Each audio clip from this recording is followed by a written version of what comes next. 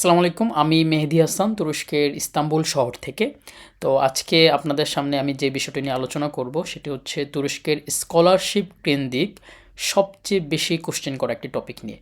সেটি হচ্ছে এই স্কলারশিপের জন্য আবেদনকারীদের জন্য ইংলিশ প্রফিসিয়েন্সি সার্টিফিকেট থাকা বাধ্যতামূলক কিনা, বা এটি না থাকলে স্কলারশিপ পাওয়ার পসিবিলিটি কমে যাবে কিনা। তো আজকে আমরা এটা নিয়ে আলোচনা করব। প্রথমত অ্যান্সার হচ্ছে না, ইংলিশ প্রফিসিয়েন্সি এক্সাম বা সার্টিফিকেট থাকা আপনার জন্য বাধ্যতামূলক নয়। যদি আপনি মাস্ট বি ইংলিশ মিডিয়ামে পড়াশোনা করতে চান তাহলে আপনার টোফেল থাকতে হবে। এক্ষেত্রে বলে রাখা উচিত, তুরস্কের ইউনিভার্সিটিগুলো আইএলস অ্যাকসেপ্ট করে না, শুধুমাত্র টোফেল অ্যাকসেপ্ট করে। সো আপনার টোফেল থাকতে হবে। এখন আসি আপনার স্কলারশিপ পাওয়ার পসিবিলিটির ক্ষেত্রে।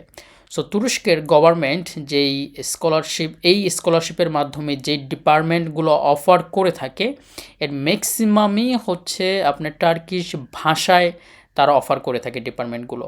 আপনি বলতে পারেন যে 100-র মধ্যে 90-95টাই হচ্ছে টার্কিশ ভাষায় তারা অফার করে থাকে। কীরকম? যেমন আপনি যখন ইউনিভার্সিটিতে অ্যাপ্লিকেশন করতে যাবেন, ইউনিভার্সিটি আপনারা জানেন যে 12টা ইউনিভার্সিটি আপনি চুজ করতে পারবেন এবং 12টা ডিপার্টমেন্ট আপনি চুজ করতে পারবেন। আপনারা দেখবেন যে ডিপার্টমেন্টের পাশে ব্রেকেটে ইংলিশ অ্যান্ড টার্কিশ লেখা থাকে।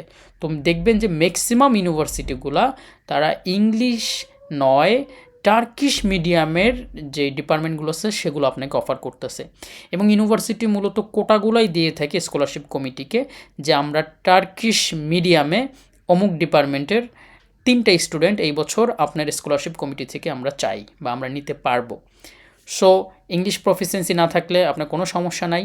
আপনার অন্য অন্য যে ক্রাইটেরিয়াগুলো রয়েছে সেগুলো থেকে যদি আপনি নিজেকে যোগ্য প্রমাণ করতে পারেন তাহলে আপনি এই স্কলারশিপটি পেয়ে থাকতে পারেন। তো আমি আবারও রিপিট করতেছি যে তারা ম্যাক্সিমাম ডিপার্টমেন্টগুলো টার্কিশ ভাষায় অফার করে।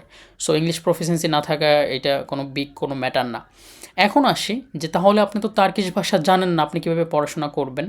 তো এই ক্ষেত্রে আপনার টার্কিশ ভাষা জেনে আসা বাধ্যতামূলক না। আপনি এখানে আসার পর আপনাকে যখন তারা টার্কিশ মিডিয়ামে ডিপার্টমেন্ট অফার করবে, আপনাকে প্রথম বছর 9 মাসের তারা একটা ফ্রি টার্কিশ কোর্স করাবে। সেটা হচ্ছে আপনার ইউনিভার্সিটিতে। আপনি যে ইউনিভার্সিটিতে চান্স পেয়েছেন ওই ইউনিভার্সিটিরই যে ভাষা ইনস্টিটিউট রয়েছে সেখানে খুবই ইন্টারন্যাশনাল মানে আপনাকে টার্কিশ ভাষা শেখাবে। তো টার্কিশ ভাষা শেখাবে। টার্কিশ ভাষা শেখা কি খুব কঠিন? না, টার্কিশ ভাষা শেখা খুব একটা কঠিন না, যেহেতু টার্কিশ ভাষাটা হচ্ছে ল্যাটিন শব্দ দিয়ে, মানে ABCD তারা মূলত ইউজ করে। সো এটা খুব একটা কঠিন না, জাস্ট প্রোনাউন্সিয়েশনটা ইংলিশের মতোই আসে, কিছুটা এদিক ওদিক হয়, বাট যেহেতু ল্যাটিন শব্দ তাহলে এটা শেখা খুব একটা কঠিন না। এবং আপনি যেহেতু তুরস্কে থাকবেন, আপনার হাঁটা চলা থাকা খাওয়া সব কিছু আপনি যখন টার্কিশে করতে থাকবেন তখন দেখবেন যে এটা নিয়ে সমস্যা হয় না। আমরা যারা স্কলারশিপে এসেছি আমরা প্রত্যেকেই এখানে এসে দেন হচ্ছে টার্কিশ ভাষা শিখেছি, এবং 9 মাস ভাষা শেখার পরে আমি আমার ডিপার্টমেন্টে পড়াশোনা শুরু করছি। এক্ষেত্রে আমার কোনো সমস্যা হয় না।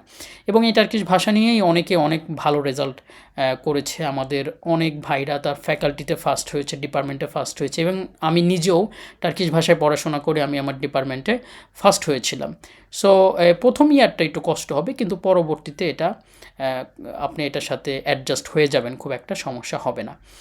এখন আসি যে আমি তাহলে আন্ডার গ্র্যাজুয়েট বা মাস্টার্স টার্কিশ ভাষায় করলাম, আমি যদি ভবিষ্যতে PhD করতে চাই বা মাস্টার্স করতে চাই তখন আমার কি হবে? হ্যাঁ, আপনি যদি চান তাহলে টার্কিশ ভাষায় করতে পারেন।